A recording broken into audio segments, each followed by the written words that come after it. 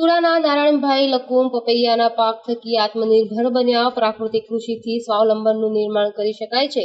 સિદ્ધનાથ પ્રાકૃતિક મોડેલ ફાર્મમાં ઓછા પાણીએ પ્રાકૃતિક કૃષિના અગત્યના ઘટક એવા કાષ્ઠદન દ્વારા ભેજ જળવાઈ રહે છે, જેથી ફાર્મમાં પાણીની વિશેષ આવશ્યકતા રહેતી નથી. તેમજ વાતાવરણીય ભેજ પણ આચ્છાદનથી જમીનને મળે છે. જેવા કે સૂક્ષ્મ જીવો નિર્જીવ થઈ ગયા છે તે સજીવ થાય છે.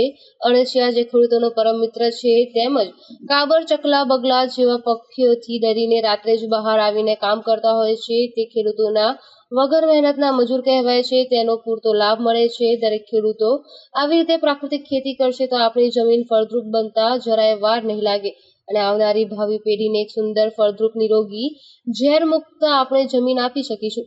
પ્રાકૃતિક કૃષિ મૂળ 5 આધાર સ્તંભ પર કામ કરે છે, જેમાં જીવામૃત, બીજામૃત, આચ્છાદન, વાફસા અને જંતુનાશક દવાઓનો સમાવેશ થાય છે. આ આધાર સ્તંભોનો યોગ્ય વ્યવસ્થિત ઉપયોગથી પર્યાવરણને બચાવવા માટે ઉપયોગી નીવડી શકે છે. પ્રાકૃતિક ખેતીથી રાસાયણિક ખાતર અને જંતુનાશક દવાનો ખર્ચ ઘટે છે અને જમીનની ફળદ્રુપતા, પોષક તત્વોની ઉપલબ્ધિ વધે છે.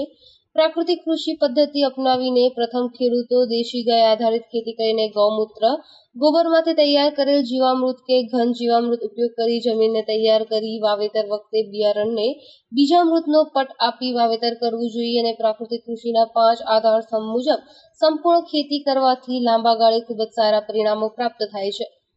આચ્છાદન કરવાથી એકને અનેક ફાયદાઓ થતા હોય છે, જેવા કે ભેજ સંગ્રહ શક્તિ વધે છે, પિયત ઓછા આપવા પડે, માટે પાણીની જરૂરિયાત ઓછી રહે છે.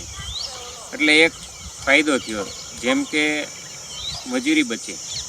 પછી મોટો મહત્ત્વનો ફાયદો એ છે કે આચ્છાદન કરીએ ને તો આ આચ્છાદન કરવાથી આને સીધો સૂર્યપ્રકાશ ન મળતો હોવાથી જે આપણો જમીનનો ઓર્ગેનિક કાર્બન જે અતિશય તપવાથી ઉડી જતો હોય છે, ઘટી જતો હોય છે, તો આ આચ્છાદન કરવાથી મોટો ફાયદો એ કે ઓર્ગેનિક કાર્બન સારો આપણને બને છે.